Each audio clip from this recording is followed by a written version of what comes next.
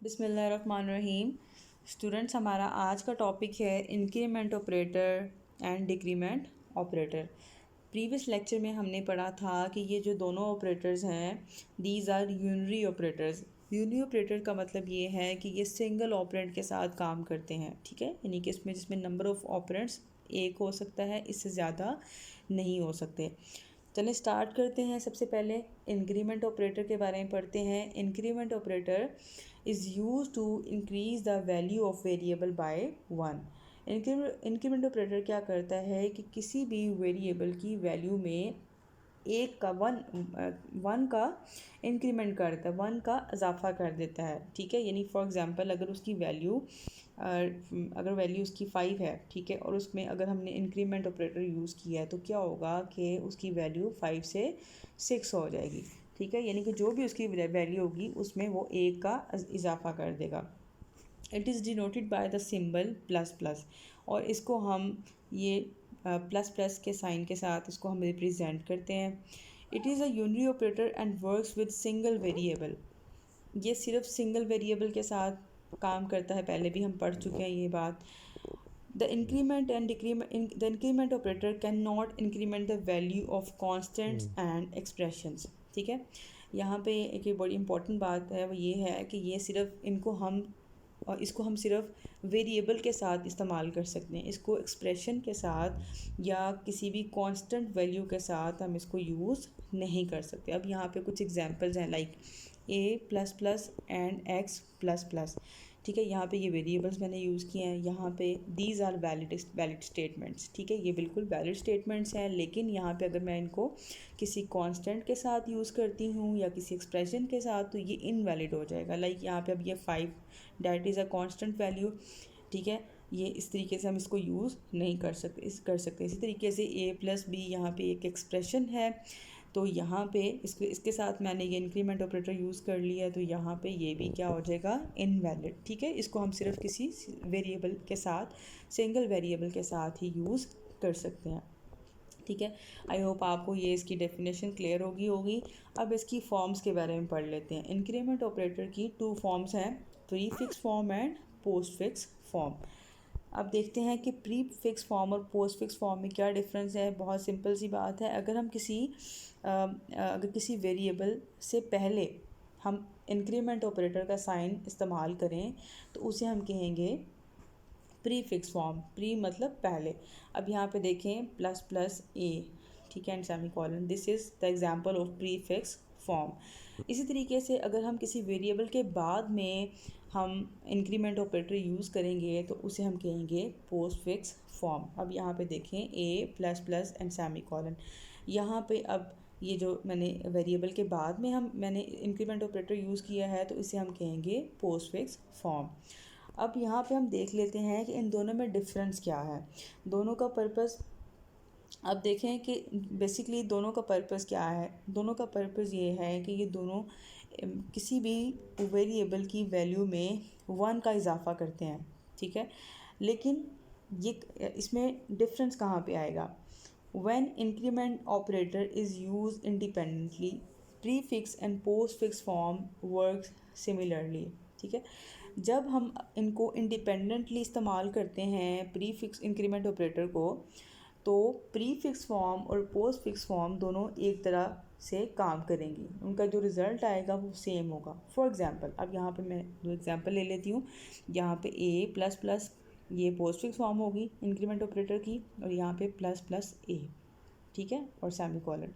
अब यहाँ पे इन दोनों को मैंने इंडिपेंडेंटली यूज़ किया है, किसी एक्सप्रेशन में इस्तेमाल नहीं किया, तो यहाँ पे क्या होगा कि यहाँ पे या इन दोनों का जो रिज़ल्ट आएगा, जो आंसर आएगा वो सेम होगा।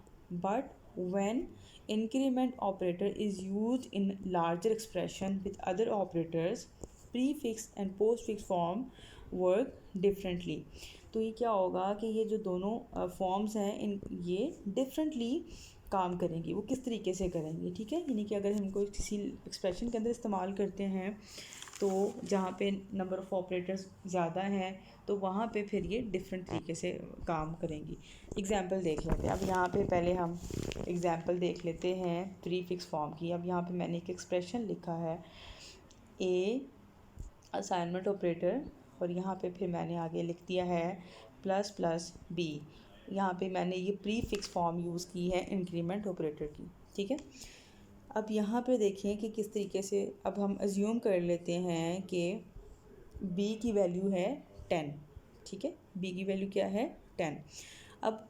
अब यहाँ पे देखें कि सबसे पहले क्या होगा कि जो प्री फिक्स फॉर्म है उसमें क्या होगा कि जो वैल्यू है वो पहले इंक्रीमेंट होगी और एक्सप्रेशन में बाद में इस्तेमाल होगी, ठीक है। प्री फिक्स फॉर्म में आपने ये बात याद रखनी है कि वैल्यू पहले इंक्रीमेंट होगी और एक्सप्रेशन में बाद में इस्तेमाल होगी। अब यहाँ पे प्री फिक्स है, अब ये देखें प्लस प्लस बी की वैल्यू क्या थी 10। अब यहाँ पे इसको हम प्लस प्लस बी मीन्स के ये प्री फिक्स फॉर्म है, यहाँ पे इसकी वैल्यू पहले इंक्रीमेंट हो जाएगी। अब बी की वैल्यू पहले 10 थी, अब क्या होगी बी की वैल्यू 11, ठीक है। अब बाद में एक्सप्रेशन में यूज़ होगी। अब देखें यहाँ पे 11 आ गया और मतलब बी की वैल्यू क्या आ गई 11। अब ए असाइनमेंट ऑपरेटर और आगे बी की वैल्यू क्या आ गई है करंट वैल्यू 11, तो ए क्या आ जाएगा, ए की वैल्यू क्या आ जाएगी 11, ठीक है। आई होप आपको ये क्लियर हो गया होगा। अब हम देख लेते हैं post fix form. Post fix form में क्या होगा कि वैल्यू एक्सप्रेशन में पहले इस्तेमाल होगी और इंक्रीमेंट बाद में होगी, ठीक है। बहुत सिंपल सी बात है, सिंपल आपने ये बात याद रखनी है कि अगर प्री फिक्स फॉर्म है तो उसमें वो वैल्यू पहले इंक्रीमेंट हो जाएगी बाद में एक्सप्रेशन में यूज़ होगी, और पोस्ट फिक्स फॉर्म में वैल्यू पहले एक्सप्रेशन में इस्तेमाल हो जाएगी और बाद में इंक्रीमेंट होगी। अब यहाँ पे सेम एग्जांपल है, यहाँ पे अब देखें A assignment operator B plus plus, B की वैल्यू क्या थी 10। अब A is equal to A assignment operator 10 हो गया, ठीक है, और वैल्यू बाद में इंक्रीमेंट होगी। और बी की जो न्यू वैल्यू है डैट इज़ पहले 10 थी, अब 10 + 1 अब क्या हो गया 11, ठीक है। अब दोनों का जो रिज़ल्ट है यहाँ पे आप देख लें कि दोनों में डिफरेंस है। यहाँ पे अगर हम प्री फिक्स फॉर्म में देखें तो ये ए की वैल्यू 11 आ रही है और पोस्ट फिक्स फॉर्म में ए की वैल्यू 10 आ रही है, ठीक है। तो ये रिज़ल्ट डिफरेंट उस सूरत में आएगा जब हम इसको किसी लार्जर एक्सप्रेशन के अंदर इस्तेमाल करेंगे, ठीक है। अगर ये इंडिपेंडेंटली इनको यूज़ करते हैं तो दोनों का रिज़ल्ट सेम आएगा, ठीक है। तो आई होप आपको ये क्लियर हो गया होगा। अब सेकंड हम देख लेते हैं डिक्रीमेंट ऑपरेटर के बारे में। डिक्रीमेंट ऑपरेटर बिल्कुल सेम है जैसे हमने पढ़ा इंक्रीमेंट ऑपरेटर के बारे में, लेकिन डिफरेंस क्या है, वहाँ पे वैल्यू इंक्रीमेंट हो रही थी, उसमें वैल्यू का वैल्यू हम इंक्रीज़ कर रहे थे बाय 1। यहाँ पे सिंपल हम वैल्यू को इंक्रीज़ कर देंगे, वैल्यू को डिक्रीज़ कर देंगे बाय 1, ठीक है। किसी भी वेरिएबल की वैल्यू में से हम -1 कर देंगे। बाकी सारी चीज़ें इसमें सेम है, वैसे ही सारी बातें इसमें सेम है जैसे सेम ये भी इसमें हम इसको भी हम सिंगल वेरिएबल के साथ यूज़ करते हैं, ठीक है। और इसी तरीके से इसकी भी 2 टाइप्स हैं, प्री फिक्स फॉर्म है एंड पोस्ट फिक्स फॉर्म है। फिर इसमें भी हम देख लेते हैं कि प्री फिक्स फॉर्म में इस तरीके से जो साइन है माइनस माइनस का वो पहले आ जाएगा वेरिएबल से, और पोस्ट फिक्स फॉर्म में ये जो माइनस माइनस का साइन है डिक्रीमेंट ऑपरेटर का साइन है वो बाद में आ जाएगा वेरिएबल के।